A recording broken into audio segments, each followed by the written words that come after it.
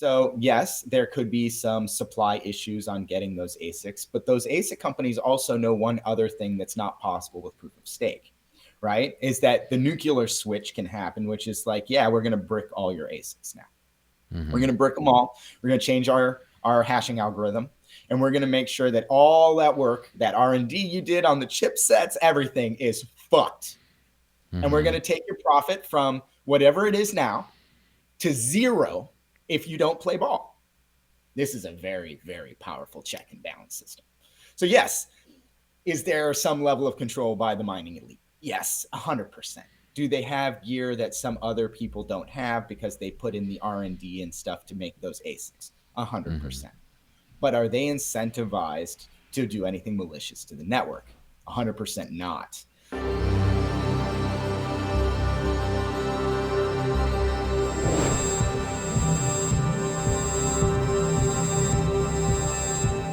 Ever since the Ethereum merge, and let's be honest, for a long time before that, there's been a constant debate over consensus mechanisms, namely proof of work, the old school mining way that Bitcoin started out with, versus proof of stake. This kind of hit a fever pitch recently with the Ethereum merge, and unfortunately kind of got lumped in with this Bitcoin maximalist versus Ethereum maximalist kind of debate, which kind of muddied the waters a bit, to be honest. So I was really looking for a way to get to the bottom of the pros and cons of each, protocol design without wading into all these weird assumptions and fights and other things. Most people who are hardcore proof of work defenders tend to be Bitcoin maximalists, and honestly, I find a lot of their arguments just simply not convincing. Thankfully, I was able to get Josh Ellithorpe, who's much more known in the Bitcoin Cash community, to come on and give a very spirited defense of proof of work. And I really liked the case he made. It was very principled and intelligent and strong-willed.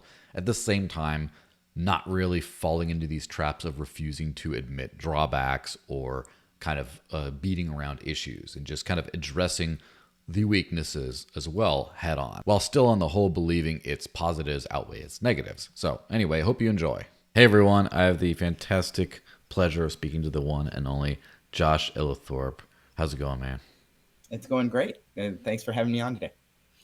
Yeah, so really quick, would you mind breaking down what is proof of work and why do you care? I mean, a lot of this is old hat for some people, but we might as well start at the foundation so people can kind of follow the entire thing. And yeah. So a lot of people think that proof of work is about hashing. And I'm going to start by saying it's not about hashing at all. Now, yes, it uses hashing in the implementations we see today, right? But the key with proof of work is that someone needs to do something that needed to expend resources in the real world and can link that to a digital ledger so that you can prove a digital thing actually happened, not an endorsement saying it happened, but something that also includes enough proof that it happened, not just an attestation. So the way that we do that today is through a hash. So you have a certain difficulty rating, and then you hash, you create a new nonce for a block. You keep hashing it until you get a hash that has a certain number of leading zeros or a certain particular difficulty. And then once you found that, you distribute it to the network, and everyone knows that you spent real resources to find that number, and that is proof that those resources were spent and that you didn't just say yes or no, that there was actually a cost and a resource requirement needed in order for them to cast that vote.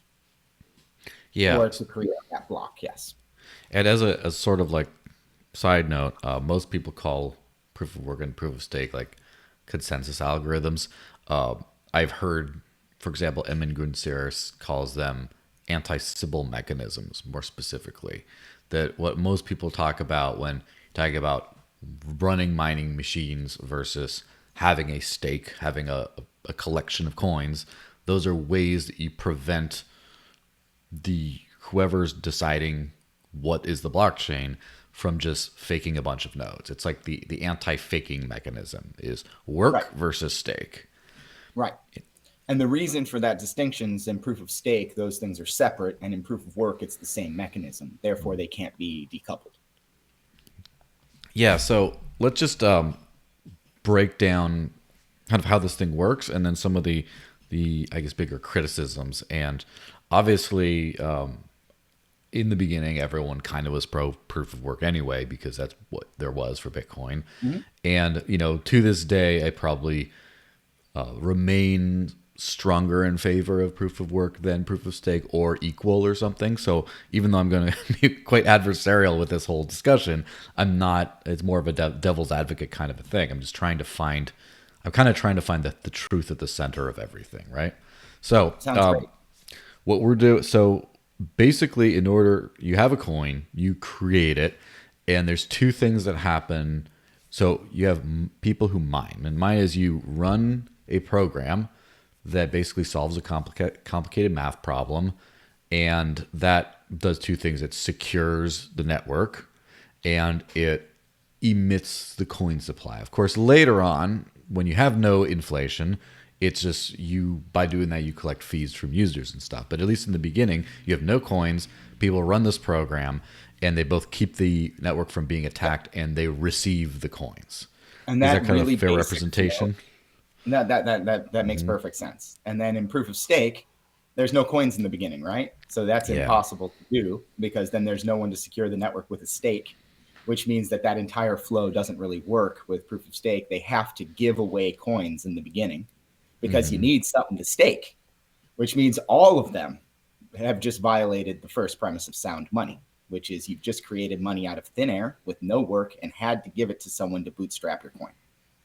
Yeah, it's so. I mean, and that is an interesting thing with, for example, Ethereum being associated with proof of stake for many years, but only being proof of stake as of like a couple days now. It's kind of Yep. interesting, and I'm sure there's a completely separate discussion to be had about, rather than one or the other, about starting as one, turning into the other, and then of Yep. course there's a whole hybrid discussion. But that's for like many other podcasts Well, and there's stuff. But definitely some. That's a different situation, right? yes, Because now you can at least do your issuance through a work mechanism, and then after that issuance mechanism, you go to a staking mechanism. Now, yeah, I think that is definitely better than giving away free coins, which is like terrible if you start proof of stake from the beginning. ICOs and all this stuff, like people had to give away coins because their network didn't work unless they did that. yeah. Now, when the ones that transitioned, I still think there's a lot of flaws in what's going on there, but we'll discuss those a little bit.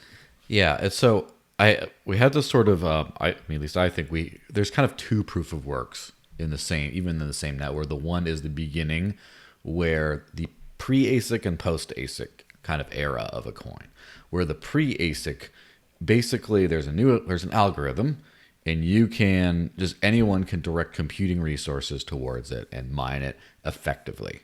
And Yep. so whoever wins out is basically whoever really cares to at that point, right? Whoever wants to participate. So first off, if someone has like if someone has like a general purpose server farm or whatever else like that, and it should be relatively trivial in the early days to attack a proof of work network, right? So you have a bunch of hobbyists who care and are starting to do that, but then let's just say you have some government data center, it's relatively easy to attack in the beginning. Is that kind of a fair So assessment? it depends on the type of work that's being done. When you're talking about general compute, if you were doing your hashing or doing that mining on an Intel CPU or an AMD CPU or something like that. Yeah, absolutely. That's huge risk, right? You're a single vendor. You are in something where those companies have elaborate relationships with the government and have a lot of requirements on what they have to do for their chipsets, not to mention hidden management interfaces on Intel chipsets and a bunch of other stuff that people usually are not that privy to. So I think general purpose CPU mining, I actually don't think that that's a very smart plan, actually, long term. A lot of the benefits of mining come from environments where you have a kill switch where you can switch the mining algorithm. And you can't really do that with general purpose CPUs because you have a very few to choose from. Yeah. Second off, those multi-purpose CPUs don't tie you into a network financially and force you to stay on that network. So if you're doing general purpose, right now there's a few coins that you can use. Generally, Monero is the only one that's really striving that much in the big coins to do the general purpose CPUs. But that's something where there's the miners. don't need to care about your coin if you have your algorithm shared with other coins. Because that means that, oh, I don't like your coin anymore, I'm just going to move my miners over here. That means Yeah. that if there's a big shift in any way, right, where people like coin B better than coin A is going to completely dissolve and disintegrate rather than evolve. One of the Yeah. benefits of having a more specific hashing algorithm is that the developers are going to think a lot more likely, like, oh, well, the community wants this change, we need to vote on this change, try to prevent some of those, split things because of the economic investments that have been tied into the chain. This is also an argument I have against general proof of stake networks, is that anytime you can move your vote easily, that means that moving your vote is trivial, and it means that you will not back the network in an adversarial case because it may make you less money, it may do a bunch of different things, but you're not tied to the network in any way, which means that if there's a downturn or anything, there's no reason to stay on the network, and it leads to security ambiguity, where you don't know whether or not your coin will be secure tomorrow, because there is literally zero guarantee that your coin will be the favored coin tomorrow. And Yeah. therefore, all of your security could leave at a moment's notice. Yeah. And so it seems like the kind of dilemma here, because in real life there's no solutions, only trade-offs, right? The real dilemma seems to be against anyone can mine, anyone can participate easily and effectively, but it's not very secure and the incentives aren't aligned, versus over time that specialization kind of comes in. You have ASICs, which are specialized machines that are just for this specific algorithm, and so anyone who's mining ends up being kind of shoehorned into this coin's economy. It was like that's exactly it. If someone drops $2.5 million on ASICs to buy, a pallet of ASICs, right, so that they can start mining and doing something. Well, if that's the only coin they can use that equipment for, and they're $3 million in the hole, they are going to do everything that is good for that network to turn a profit. That was the incentive of mining, right? Is that if you're expending resources, you're spending that money, you're going to want to secure the network. And if you don't have an out, then you really want to secure the network, because it could all be worthless for you. Yeah. And so, unfortunately, was one of those trade-offs when you're becoming kind of an ASIC coin. It tends to be that these specialized hardware, ASICs, that are meant to secure the network, the manufacturing of said hardware tends to become centralized in let me just be fair, say few groups. So like say I'm a random person, I'm a user of Bitcoin because for, obvious reasons. So let's say I'm a random Bitcoin user and I want to get involved in securing the network and consensus stuff. I can't really do anything unless I have an ASIC. And there's like Bitmain and a few others. Again, I don't know how there's a few current. I don't know how current my knowledge is on the there's Spondoolies back in the day. There was a few other weird ones, but like basically, there's a couple of people who, in a certain sense, I need their permission in order to participate in the network. I might sound a little bit hyperbolic by phrasing I like understand. that. Permission's too strong a word, but I see exactly what you're getting at, and it's a very valid point, right? So I don't want to just say proof of work is perfect, right? No, we have these two systems, and neither of them is perfect. I'm going to just say that right away, right? Yeah. I'm not saying that proof of work is flawless, that, oh my God, the perfect design in 2009 came out and everybody else is full of shit. I think that argument is a bad one, right? And that's honestly what I hear from maxis a lot. And that's just like, it's just not a good argument. Now, the reality is that, yes, you do need to get those ASICs from a vendor, but it gives you a set of insulation, right? So those vendors are coming from multiple countries. And let's talk about what those vendors want, right? Let's be clear about what businesses want. Bitmain wants profit. Canaan wants profit, right? If the Chinese government puts too many regulations on the manufacturing of their ASICs, they will manufacture them somewhere else. Let's be very clear, because they don't care about, they're not doing it because the government told them to or not to do it. They're doing it because they're greedy and they want profit. And that's the motivation, and the entire system behind Bitcoin is greed, right? So greed to me is extremely powerful. And we've watched as greed has been extremely successful on this planet, right? So we've watched as, ASIC companies have opened offices all over the world to avoid different government regulations. We've seen it, right?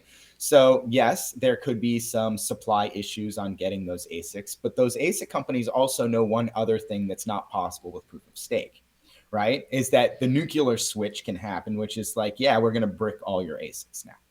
Mm-hmm. We're going to brick them all. We're going to change our hashing algorithm, and we're going to make sure that all that work, that R&D you did on the chipsets, everything is fucked. Mm-hmm. And we're going to take your profit from whatever it is now to zero if you don't play ball. This is a very, very powerful check and balance system. So yes, is there some level of control by the mining elite? Yes, 100%. Do they have gear that some other people don't have because they put in the R&D and stuff to make those ASICs? 100%. Mm-hmm. But are they incentivized to do anything malicious to the network? 100% not. Are they incentivized to play games about whether people can get hashing equipment? If they do, they're literally putting themselves, their future profits, and every customer they've ever had's profits on the line by doing that. You don't have that check with proof of stake. Yeah, now obviously that's like the ultimate. It goes from everything's going great to everything's going absolutely the opposite of great. There might be something in between where the requirements don't end up bricking necessarily the ASICs. It's not necessarily to where you drive the entire network to like the zero sum game of, if I can't have this, I won't participate at all, or I'll change it. Right. To where it's just like, well, what if there's just an address blacklisting system in here that allows for the super criminal people to do it, and people are upset about it, but not enough. So we got to talk about the design of these coins as well. Mm-hmm. So the design of address blacklisting when it comes to Bitcoin just doesn't work very well. UTXO coins make it trivial to switch your addresses, to shuffle UTXOs, to do those. For them to try to ban pseudo-anonymous, like ephemeral addresses, and think that those are going to have any impact on the black market trades or government-sanctioned trades is stupid. It doesn't. Now, what they're doing now makes the most sense, which is they regulate the hell out of the exchanges. And that's what we've seen empirically. So we know that if Coinbase accidentally sends some Bitcoin to North Korea, they won't have a business license, right? Mm-hmm. They have to kowtow to any of the OFAC restrictions because they're a U.S. public company and they're doing business here in the United States. So they have to do that stuff.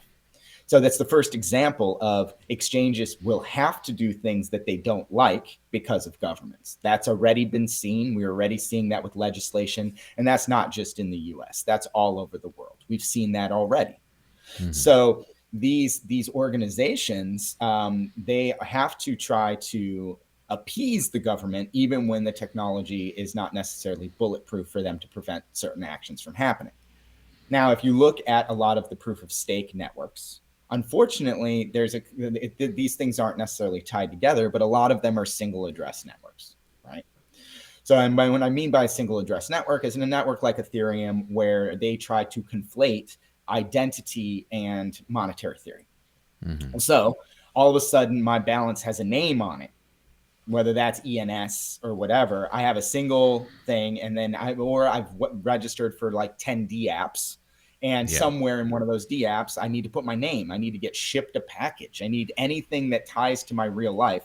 Now my name is known to that address forever, right? Which means that now I get the government able to see all my transactions on that address. I get no transparency whatsoever. And then on those proof of stake networks, not only does the government see everything that you're doing, but the main organizations that are holding the coins, they've already regulated, which means that Coinbase and Kraken and all these other places that may stake proof of stake coins are going to be forced to do with them as the government tells them to do, not as they want to do. Well, there's 2 points in there that are not exactly the same. One is the privacy of an account-based versus a UTXO model, where an account-based, you have your one Ethereum address, all your transactions are visible. You have zero privacy unless you use a snark rollup or something, and at which point you're going to have to go back to the main chain and expose all those funds anyway. Yeah, so there's the privacy aspect, but then there's also who are the groups of people deciding who might be pressured into filtering kind of certain things. Yep. So, for example, even in UTXO coins, there are what do they call risk scoring systems like chain analysis Yep. and stuff that manages to do that. Obviously, there's ways of achieving privacy, but it's also not by default, and it's difficult, and et cetera, et cetera. I do know some exchanges, for example, some services I've interacted with, instantly freeze for an identity check if they detect this was a coin join, for example. Yep. And so when you have, let's just say, certain, with economies of scale, certain mining pools, et cetera, tend to become large entities who control the majority of the network. And like as of today, I believe there's three mining pools controlled the majority of Bitcoin's hash rate. And Bitcoin Cash is pretty similar. And then if you go to like We also eCash have and to be really others, so clear the one. difference between Yes. a mining pool and a miner, right? So mining is decentralized. Anyone can participate and they can do that anonymously. They can literally take a box, plug it into their basement, and with no identification, no storage of user funds, no anything, they can go in and try to make some money and mine a block. There is literally zero cost to entry, right? And zero personal data that is required in order for that to happen, right?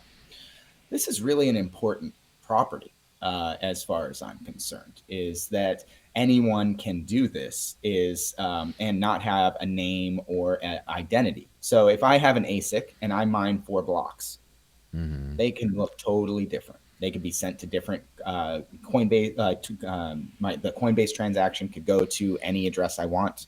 There's nothing that ties it to the same miner. It could even look like 4 different miners mined those blocks, right? There's nothing that says that it is me. Now let's fast forward to these new designs for proof of stake, right? You have to sign and verify, and you need to be a known verifier or a known validator. You need to be known to be part of the network. That's a very base requirement. I think it's a bad base requirement for censorship resistant money, is having to broadcast who you are, right? So if I'm running a validator on ETH, I'm going to need a certain amount staked in a particular address, and then I'm going to be able to attest to blocks, right? But now I've identified every action I take on that network. And this is something that adds more risk to me as somebody that is, trying to profit off of securing that coin. And also, because of the way proof of stake works, aggregating so many coins on exchanges, the ratios start to get thrown way, way, way off. So let's say that 75% of the stake ends up coming from the exchanges, and you're 25% of the stake. Your vote doesn't fucking matter. Your attestation doesn't fucking matter. You're literally just burning cycles to agree with what all the exchanges already fucking agreed to. So there's no security there for the average individual to improve the security against the companies and exchanges of the network. This is a major, major problem. With an ASIC, yeah, my odds may be really low of finding a block, but I have a chance to do something. Whereas the lone staker might be able to make a little bit of money. They might be able to, but that's it. That's it. They might be able to validate and get some small reward for their validation or whatever, but it's not the same as being able to trustlessly just jump in anonymously and be able to earn. And I think those things are really, really important. Not now, but when these networks get attacked. So everything works great when none of the networks are getting attacked. When no one is trying to contact the exchanges and say that they want to change the behavior of a network or force certain things on the network, and everybody's just playing, and the general rules are not being attempted to be broken by people that can break them, it all looks like it works. So right now, it looks like all this shit works. Every coin kind of works, because most of them don't hit a major adversarial environment yet. But the question is what happens when it does? And I do believe that proof of work gives a lot more resiliency against those nation state actors that would want to shut the networks down. And proof of stake just doesn't. There's a lot of reasons for that. Is that also the amount of stake that someone has in the beginning? It's impossible to compete against the stake of the early stakers. So if I got into Ethereum at $1 and I've got tens of thousands of Ethereum, and then I build a proof of stake network, and most users, oh yeah, you can stake with your 32 ETH. That's still $50,000. That's not your regular person doing anything on that proof of stake network. It's rich people running that network, and the rich people that run the network are have a huge incentive to get in early, because then those people can't be competed against. So if I come in at ETH at $1, I stake 2,000 ETH. No, the next person that can come and match my staked amount is someone that's going to be able to support hundreds of thousands of dollars when it cost me $2,000. And I never need to re-up my stake, because the stake, I can just say, yeah, it's here. I'm going to keep it staked. And I don't need to come up with more funds. I don't need to make more money. I don't need to support the network. I don't need to do anything other than just like leave the computer there, which isn't really a huge benefit to the network, especially at small scale, because those individual people are just not needed, because the bigger organizations are already taking a majority of the vote. Yeah, well, there's a million factors there. Let's Yeah.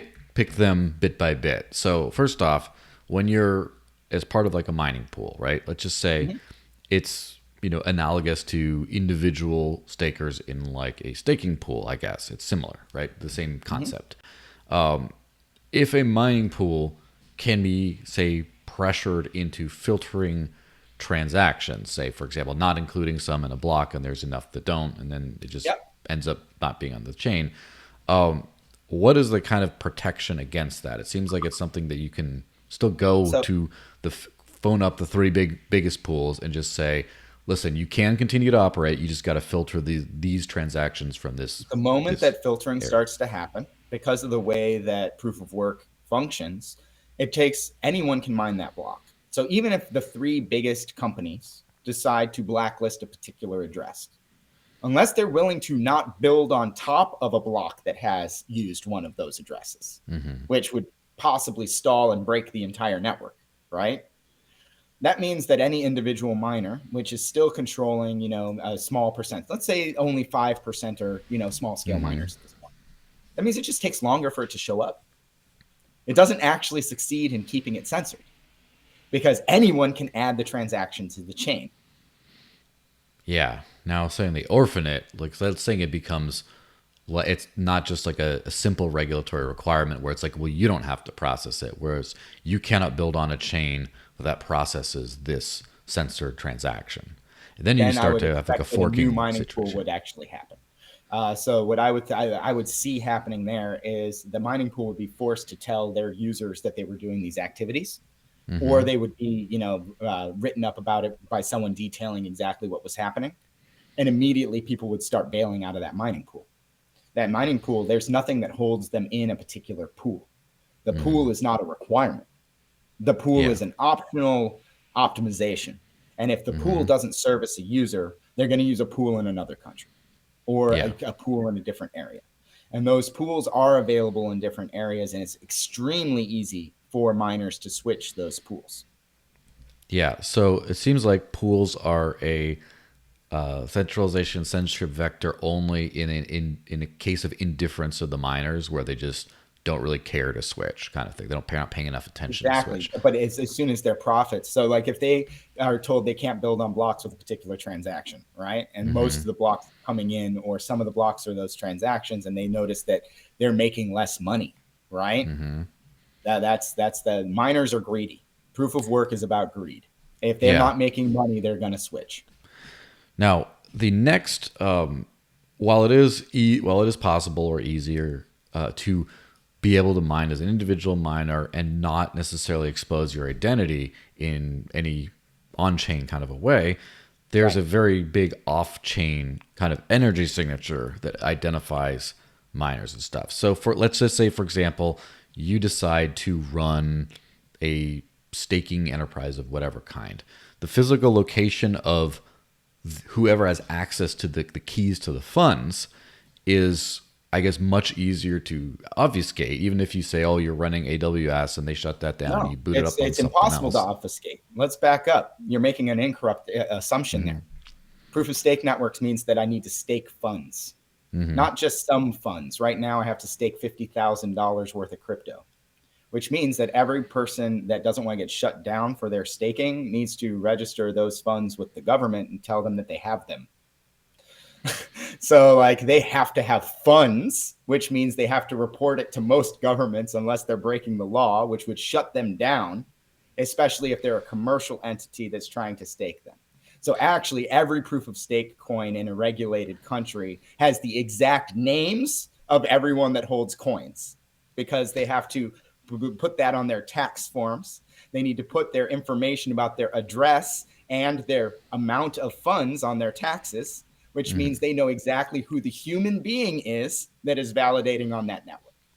Yes, but from a regulatory perspective, isn't that the same requirement on miners, that you have to disclose, you have to run as a business, you have to pay taxes on your mining revenue, et cetera? And so it's kind of the same thing where, according to the law, depending on the country, you have to be doxxed in both cases. But if you're trying to, do a runaround on the law, or, let's just say, in a hostile environment or whatever, there's the very strong power signature that shows up in the real world, not just in the online world through chain analysis or whatever. Right.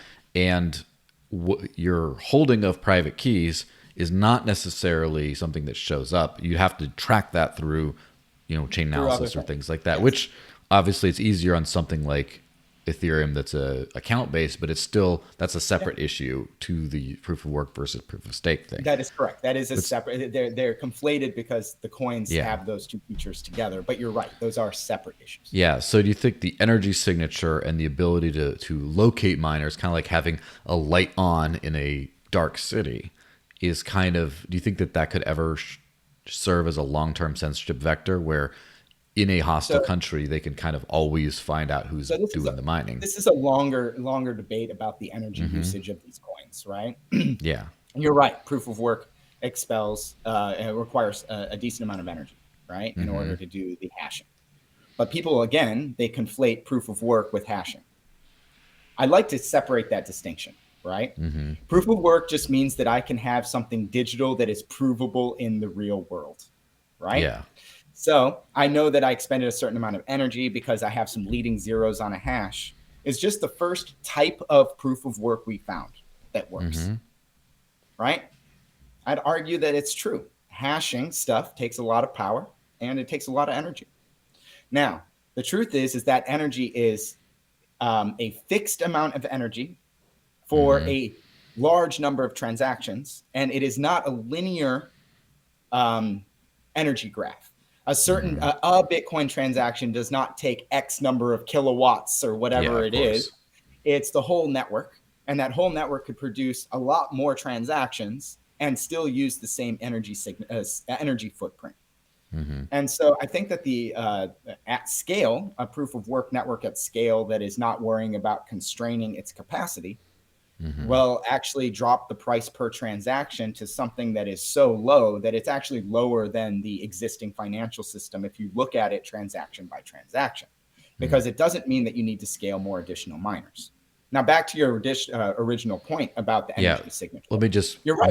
make sure I got that last bit. So basically, at scale, like 100 million plus transactions a day, the energy signature required to simply process transactions will be enough to where the energy signature to provide to literally solve those problems, right? To do the actual hashing, it just doesn't even register as a separate energy usage. Is that kind of what it is? Exactly. The transactions themselves would look like they take almost nothing because there's such a large number of transactions.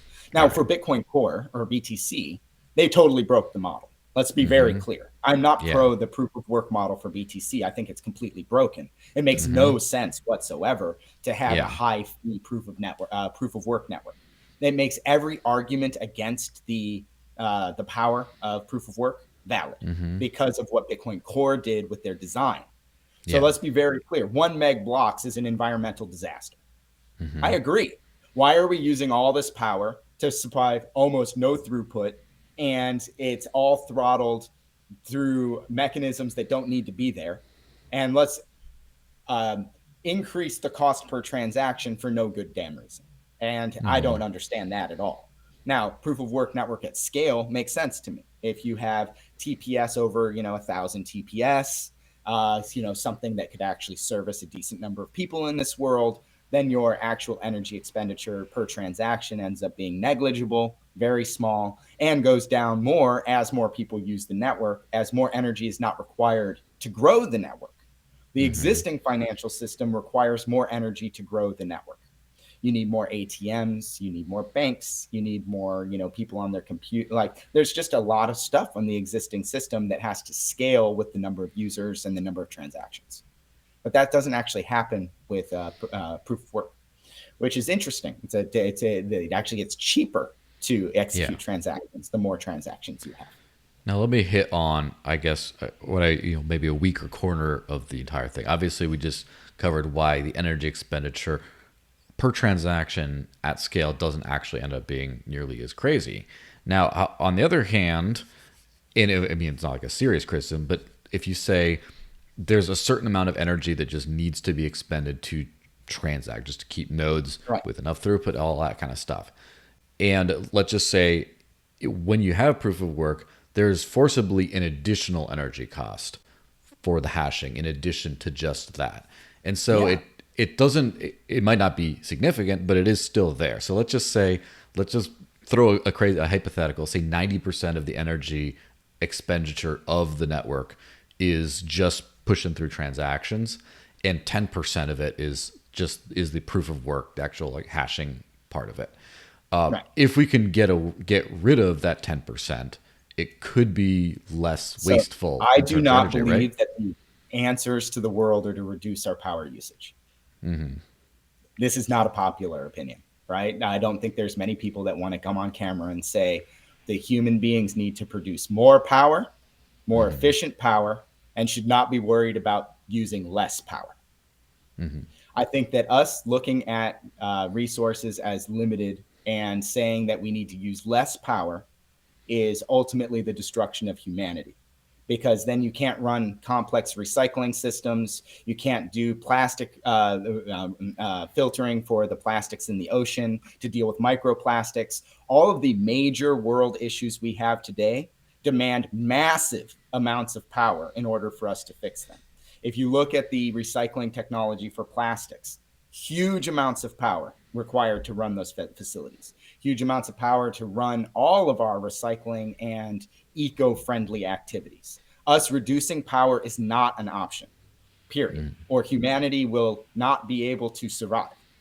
We need to be able to produce abundant, clean power, which means that there needs to be a reason for people to try to produce more efficient power in this world.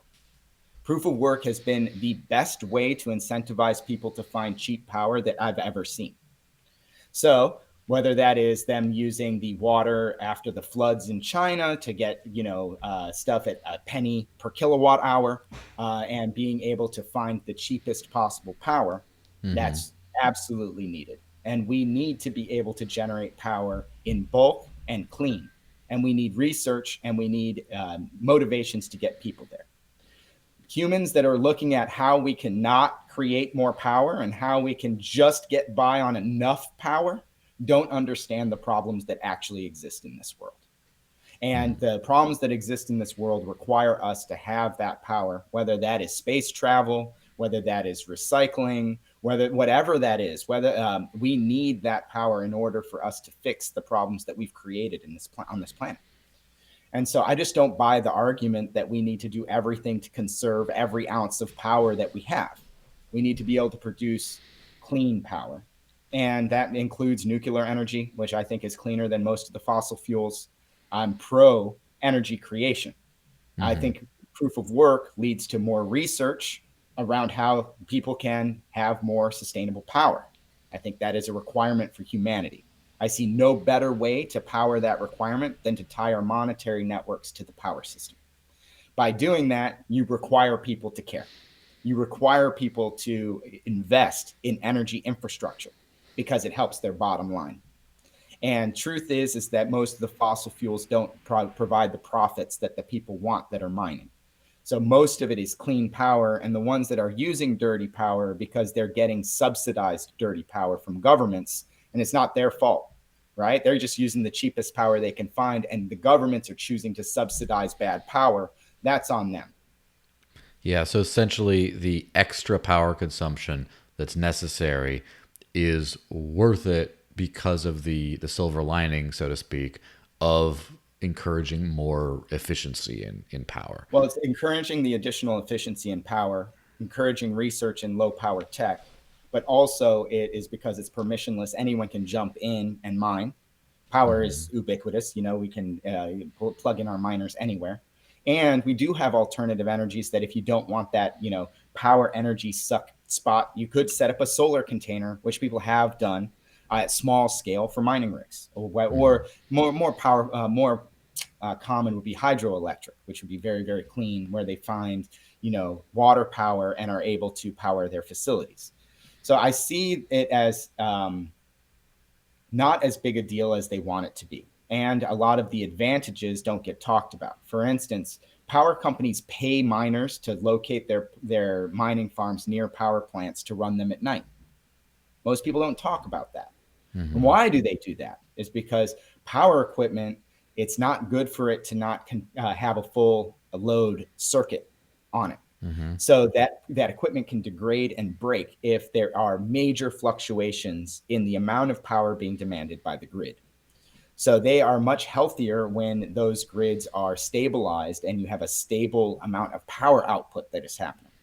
So a lot of power companies have actually paid for Bitcoin miners to set up shop right outside their power company and take the load at night so that they can keep a load on their systems so that they can actually perform better and not break. Most people don't know that. People that are capturing methane and other gases and trying to process that. That's new in Bitcoin mining. There's a bunch of things that people are doing because they are greedy, right? So if they are greedy, and we think that greed is a good motivator, that means they're going to put their ASICs somewhere and they're going to figure out how those ASICs will run for the least amount of money. And that may mean that they are capturing the heat and using that as to heat up a fish tank that is got shrimp in it or something, and doing something with the heat because they want to reinvest that capital and not have it just disintegrate into the air. Where is that motivation for proof of stake? It doesn't really exist, right? Yes, So there it's isn't not a an internal second motivation for sure. There's a second element too. So there's obviously the development, I guess, costs and efforts into designing algorithms and systems and things like that in both networks. But then with proof of work, there's an extra amount of R&D and stuff like that into building ASICs, which could be viewed as, I guess, wasteful if you don't believe they're necessary. But then on the other hand, that promotes energy research into, more efficient kind of ways of using stuff. Do you think that energy efficiency is kind of unique to proof of work mining though? Or do you think that just by the human race needing power, they're already kind of going in those sort of innovative directions without the need for mining? So I've seen, right now they're telling people not to even plug in their fucking cars in California. So let's look empirically, right? Power grid is fucking in shambles. Most of our major parts of society have had power outages and power problems because of lack of power, even in the most developed parts of the world. And that is just what's happening. So I look at what's happening in California. They tell people to not drive gas cars. People buy electric cars, and now they can't even charge their car because they're being asked not to charge their vehicles because they don't have enough power. This is a problem, right? And there are a lot of environmental activists out there that believe that energy is the enemy. And that's just backwards. That's backwards. Now, I do agree with one point that you made, though, is that the actual ASICs themselves lead to waste. And that I have to agree with, right? So empirically, you look at the graveyard of, machines from Bitmain, right? Mm-hmm. S9, I don't even know if that's even profitable anymore. I think those just recently went the way of the dodo bird, where those are not even good. And so the actual hardware waste, I think, Mm-hmm. is a legitimate concern. However, let's compare that to the hardware waste of all the other computers that we make and all the Mm-hmm. other servers that we make and all the memory and NVIDIA fucking GPUs and all of that. And I'd Yeah. argue that the ASIC hardware waste problem is one that is far smaller than the greater electronics waste problem. So Mm-hmm. the greater electronics waste problem, and I'm just going to throw out a fake number. I'd love a real number for this, by the way, Yeah, of right? But course. let's say that the waste from ASIC machines was 5% of all electronic waste. That's a Mm-hmm. lot, right? We have a lot of electronics in this world. We could do better there. But that is a problem that, again, I don't think is unique to the ASICs. It's a problem that's associated with our addiction to silicon, right? If Mm-hmm. we are going to make things out of silicon and make machines, then and we don't make them upgradable or recyclable, then we're going to create a huge amount of waste, and that's what we've done. So it's not a unique problem because of ASICs. It's a problem of manufacturing and just computer and electronics in general, and it's a problem we have to solve. Again, back to large amounts of power. You want to recycle more metals. You want to be able to separate compounds chemically. You're going to need a lot of power to do that. If you really want to be recycling more stuff on this planet, we need more power. Yeah. And so basically, the wasteful criticisms of proof of work in general, uh, basically, it just adds a little bit more to what's already happening. It's not like, it's not like it's creating an entirely new problem. It's just another part of the problem, and the problem itself needs solving and mitigation, irrespective of proof of work being out there. That's exactly it. So we need better technology recycling. I'm not going to argue that. We need better Mm-hmm. ways to build computers that, like, I have a framework laptop. I love my Mm-hmm. framework laptop because I can switch out every component in it. I can probably keep this laptop far longer than most others because I can update my motherboard or just a RAM module, and it reduces the amount of trash. And we need these composable style systems. Yeah. All right. So let's hit on the mercenary kind of comment, Yep. as it were. Now, and to be specific about this, if you have a ASIC resistant network, or in most cases that would just be a new network that hasn't had the chance to develop ASICs yet, Right. it's not a problem. It is a overwhelming problem because everyone's a mercenary, right? There's not really there's no specialized hardware at all. Now, and then when you have a single algorithm ASIC that or a single algorithm chain that for example, let's just say, let's say X11, which is Dash's hashing Right. algorithm, right? Yeah. This basically Dash is on there and nothing else of matter is really on there. And so, Exactly. So you have, basically three or four of the big algorithms. You have your X11 for Dash, you've got Scrypt for Litecoin, you've mhm. got your SHA-256 for the Bitcoin variants. Yeah. Yeah. So obviously, if it's just one major algorithm, one major coin for the algorithm at the top, it makes a little bit less mercenary. But let's just take, for example, SHA-256 for a second, because there are a few. I wouldn't say made like I don't know, it depends on your definition of major, but there are a few players that you can make a profit off of in there. I mean, we can ignore BTC for just a second, but we say Bitcoin Cash, eCash, Bitcoin SV, all on the same algorithm. And the security of each of these chains could easily just zip off to something else, for Yep. example. Is 100%. now, first off, do you think that's like a serious concern? Because if these were, say, staked networks instead, if you get rid of your Bitcoin SV coins, they're only good for BSV in this case. Whereas the hashing algorithm can work on any of the chains, so you don't necessarily care if Yeah, BSV but goes to staked hell. coins can be so easily switched out. So that's not a good corollary, right? So it's not a good comparison. So in a proof of work network, if you have ASICs, I can't just easily switch my ASIC for a new ASIC, right? There's no decentralized Mm-hmm. DEX that I can send my ASIC through and magically get a different ASIC and switch coins.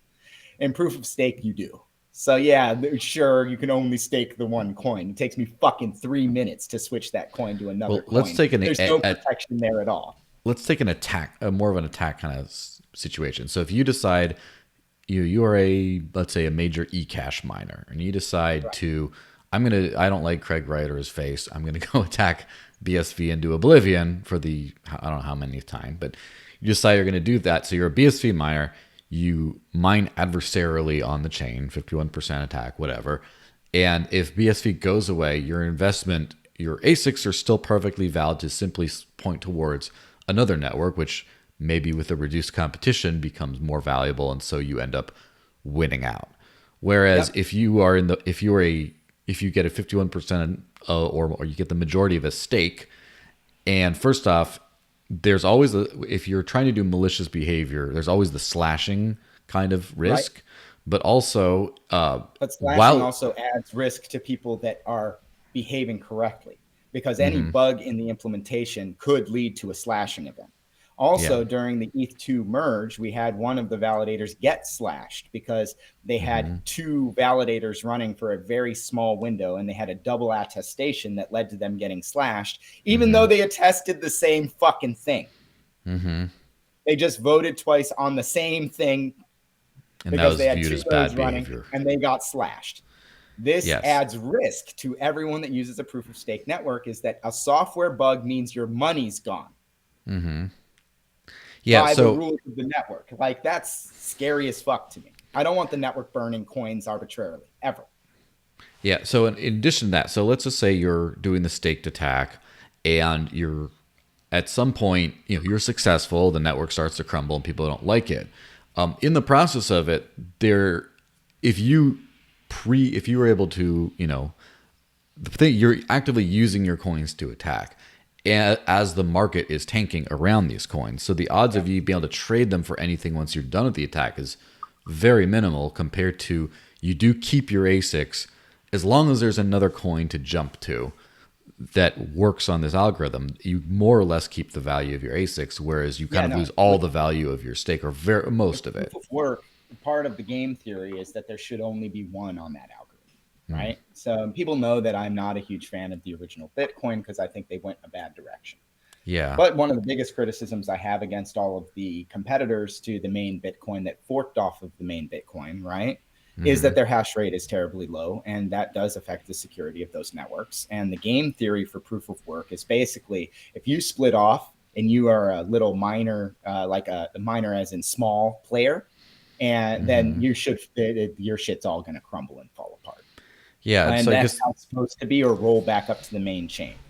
So I actually think that's okay if somebody wants to distinguish themselves and be something long term, right? Then they should be looking at a unique hashing algorithm. yeah. And when another coin comes out, that's why we've seen the performance of a lot of these other SHA-256 coins be complete garbage, right? Look at BSV. I mean, that shit's about to fail.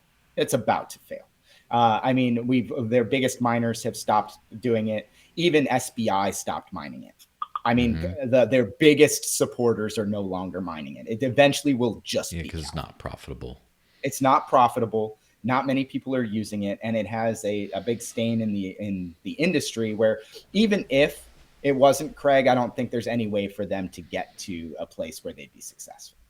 But what I'm saying is like that's kind of by design on these proof of work coins on a single algo.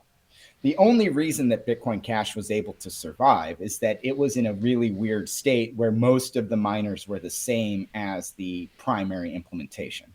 And therefore, they can switch back and forth easily. And they have shown that they want to defend the network, which has protected it in a weird way. It's like, yeah, your hash Yeah. rate's low, but anytime someone comes in and looks like they're going to mess with it, a bunch of hash shows up, and it isn't the low hash rate that was before that's actually defending the chain. And a majority of the people, I'd say 85% of the SHA-256 miners will just mine whatever is the most profitable and or defend BCH when it is getting attacked, because long term they want to protect their profit margins. So Yeah. I see it as BCH was in a very lucky spot, and it's not an ideal spot by any Yeah. means. I wish it had a lot more hash rate. I wish that there was more miners willing to exclusively mine that, but that's not what's happening. And luckily, it does get defended. But that isn't something that everyone can depend on all the time. So I am a fan of one coin per algo.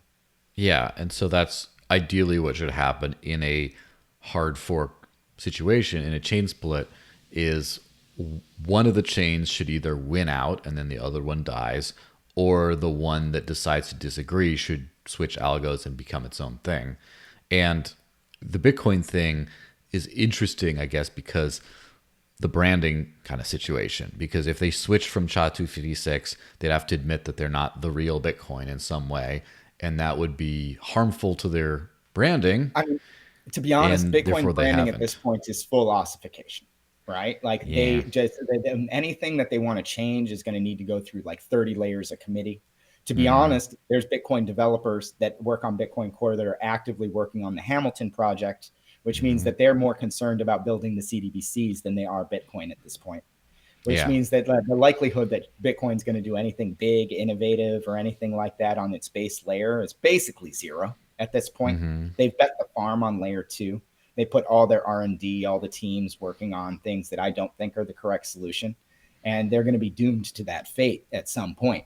Yeah. And so that's up to them, if they want to have a network that is expensive and slow in a set of competitors that is getting better and better, that wants to offer instantaneous and secure, then Mm-hmm. they're going to get what's coming to them. But the community seems hell bent on just not changing too much. They're okay with it being expensive, and they will fight for it to work not well. I don't understand it, but that's what's happened empirically in my eyes. I see them defend these bad decisions over and over again, where the user experience for the end user gets worse and worse. And like for Mm-hmm. you, as someone that lives on crypto, there's a reason you use Dash, right? Mm-hmm. And especially in your area. And Mm-hmm. I know that I use BCH a lot in my area, and it works as cash. There's Yeah. very few communities that actually have something that works as cash. Now, Yeah. the architectures are a little different. The Mm-hmm. masternode implementation in Dash is more of a hybrid proof of work, proof of stake setup. That doesn't bother me as much, right? Mm-hmm. Because now I can choose whether I want to use an instant transaction on Dash, Mm-hmm. right? I can choose whether I want to use the proof of stake layers on Dash. I can choose. And so if I want something to be slow, I can submit it slow, right? You can wait And for it to. otherwise, Yeah. and wait for it to. So if something happens where every master node gets contacted by the government and they're like, you need to have this list of things that we will not, you can't send out, right? Like, Mm-hmm. and you There's have a still the little bit more mining. protection. You have another layer Mm-hmm. of insulation. So the proof of stake piece, those people got their coins preferably through proof of work, right? A lot of those Mm-hmm. early Dash masternode people are people that actually did mine at one point. Mm-hmm. So it's an interesting hybrid. I'm still iffy on those hybrid situations, but at least Dash is trying to solve a real world problem on these monetary networks. So I'll give them some credit Yeah. for that. And that's Yeah. definitely going to be further down the exploration of these podcasts, is going to like the hybrid type networks and stuff, and just try to find the truth of center. So two more minor points. So well, the first, pardon the pun, but the first one is when talking about accessibility of participation. Yeah. Now, I have mined before. I can't say I've ever successfully mined. I mined a few different coins back in the day on just my computer. It made so much noise, and I put it in the other room so I wouldn't be awake all day. Right. And never quite got very far with any of them. And it basically requires a certain amount of commitment and investment and whatever as a barrier of entry at all. Now, as Yep. far as staking is concerned, and obviously, I mean, when we talk about staking, it's one of the challenges of a discussion like this is at least proof of work is a little bit more defined as far as like different algorithms maybe, but the way it works is pretty relatively standardized. Whereas there's Right. millions of different proof of stake variants, from delegated proof of stake to all these Yep. other kinds of things. But I digress.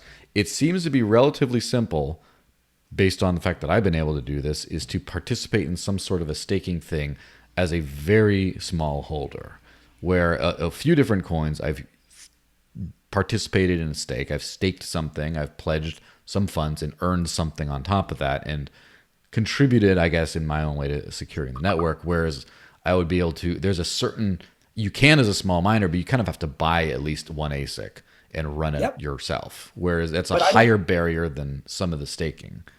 So What do you, some yeah. communities think that everyone should be part of the mining network, right? So you look at Mm-hmm. Monero, everybody should be able to do it. Downside to that is any major vulnerability in your hardware means that you've Mm-hmm. got a botnet the size of your community. So if you have Mm-hmm. a 0 day that hits and it hits all the Intel CPUs, uh, Yeah. it's a very interesting problem in that those are the ones that get compromised more regularly. Your OS, your Windows machine, your phone. Those are the devices that get owned. You're not Mm-hmm. owning an ASIC, right? The ASIC is just like literally specialty hardware that hashes. There's nothing to own, right? There's Mm-hmm. nothing to compromise. And so, yes, the barrier to entry is slightly higher. You need to get the machine, right? Now, the machines are only needed if they actually have ASICs for that network. It may still be GPU or CPU, and Yeah. eventually it will get to the point of ASICs. The truth is I don't think you need 6 billion people securing the network. I Mm-hmm. just don't think that's necessary. And I think from a design perspective, that's wasteful to try to have that much coordination. Mm-hmm. The reality is that I need hundreds of thousands, well, thousands to hundreds of thousands, tens to hundreds of thousands of people that are securing the network. And that's probably Mm-hmm. plenty Yeah. globally, right? With the hashing machines, yeah, you have to get a machine. But before that, it ramps up to that. It doesn't start Mm-hmm. there. So it starts usually with GPUs these days, right? So Mm-hmm. if there's a new coin, they're going to figure out the best way to run it on a GPU. They're going to do the GPU thing, and then it's going to start to spearhead up, and everybody's going to have some decent access. And so, here, one second.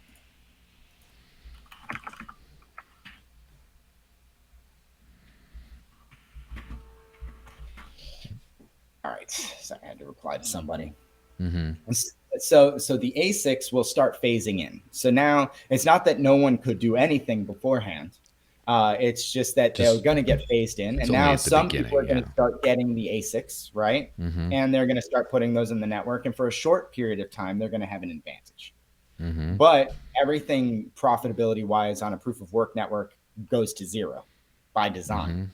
So like it's always designed for small scale profits on mining networks. That's why the difficulty is set up that way. Mm-hmm. It's not designed for the profits that they've seen over the last several years where the coin value went up so much, right? That's actually not the design for proof of work. It's that people come onto the network and eventually it's like you get to a profitability equilibrium where it's like, oh, this is about how much profit that I'm going to get on the network and I can't get any more. And if I add more hash rate, I'm actually going to lose money at a certain point, right? Which is Mm-hmm. why people have to decommission their hashing machines Yeah. is and so it's really an interesting point is that on proof of work they have to reinvest, and I think this is really really important, Mm-hmm. is that their hashing machine is not going to be the top hashing machine forever. It's just not. It's going to last them, and in history it's like 2 to 3 years each Mm-hmm. generation of hashing machine has Yeah. been like order of magnitude difference between those times. And Mm-hmm. if they don't reinvest, they come off, they leave the network. They're just not profitable anymore. Right. Mm-hmm. And I think that's really important is that you want people to be reinvesting in the network because you want them to be sticky on your network. Right. So if they Mm-hmm. just reinvested $2 million, they're not going to another coin right away. They're going to try to push Mm-hmm. the coin that they have invested in. With proof of stake, there's no additional investments. There's no forced investment in proof of stake. If I have 1,000 coins and I was there from day one on their network, I'm going to be one of the biggest stakers, and it's going to be like that forever. And Mm-hmm. there's never going to be a time that I need to like prove that I want this network to succeed. Mm-hmm.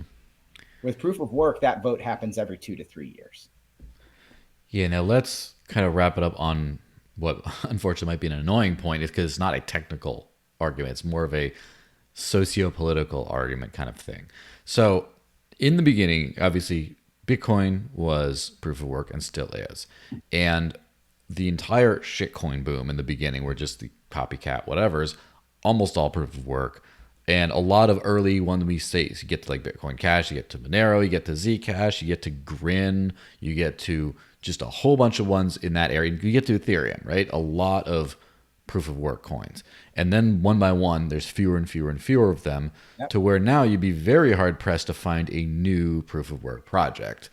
And obviously there's part of it is like a political issue where people have been like bad mouthing energy expenditure and stuff like that, which makes it less tentative, but make less tenable socially, sociopolitically to work on this. But a lot of it is also just the tech trends where most of the brain share, most of everything seems to be moving towards proof of stake networks. And part of this is like, part of this might be because the biggest proof of work actor, Bitcoin, has kind of not performed well on certain metrics, but for completely unrelated to proof of work reasons. It might just be that.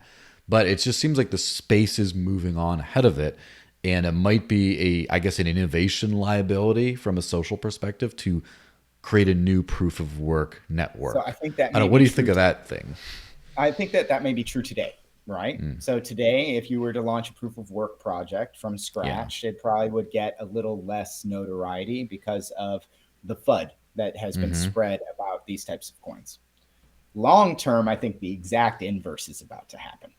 So I think people are making a tragic mistake in trusting proof of stake networks and trusting people with capital, because that's what we do today.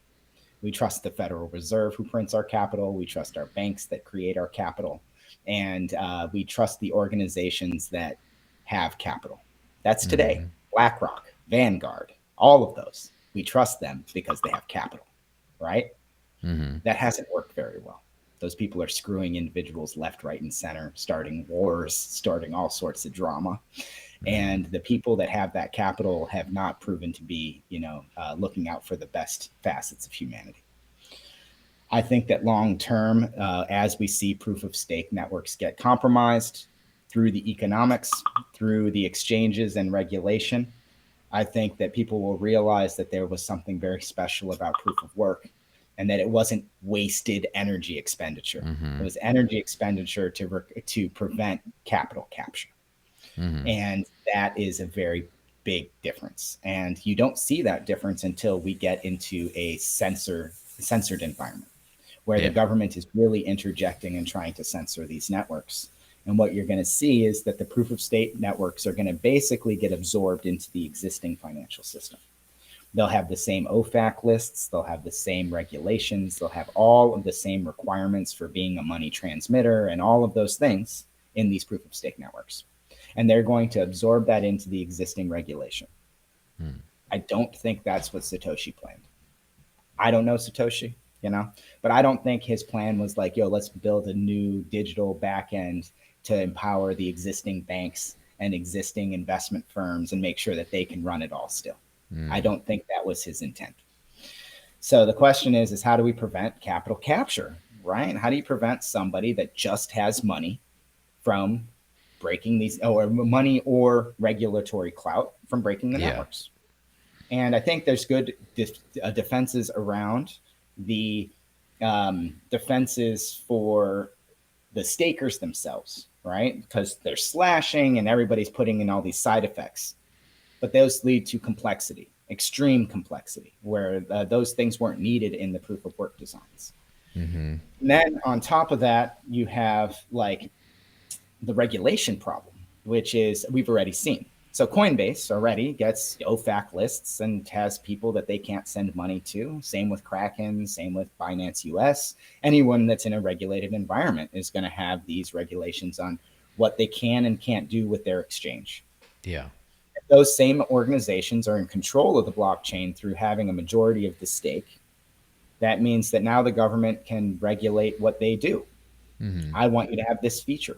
I want you to blacklist this address. They can regulate whatever the fuck they want because those people have to play ball because they're invested. They have employees that are getting paid. They have offices that need to be paid for. They have real expenses. They can't just like fight the gov because it's cool, right? Like they're going to have to capitulate in a lot of different ways because they're holding their customers' money and reinvesting that as the rule gatekeeper of these networks. And nobody wants to talk about that. And yeah, from the regulator's point of view, they love it. Of course, they're going to push the coins that they think they can control long term, right? They're going to push the ones that have proof of stake and talk about energy and all of that. And they're going to get coins into a place where they can regulate them. Because what does the government try to do? It tries to position itself to regulate the world. That's what they do. That's what governments want to do, is add more rules. So if you give them an opportunity to add more rules to proof of stake networks because the stake is coming from organizations they control, I don't see that as being any better than the existing financial system. It means that, yeah, there might be a period of enlightened behavior where like the government hasn't stepped in yet and it looks like all the networks are good, performing admirably, and everything's fun and people are trading whatever. But the question is, what happens when the government does step in and tries to ruin your party? And I don't see any way that proof of stake holds up against that. I just don't see a mechanism where the proof of stake network survives government regulation. Well, hopefully we don't have too gloomy of a future with that, although power concedes nothing without a demand. So, on the other hand, there is that. So, it'll be interesting to see.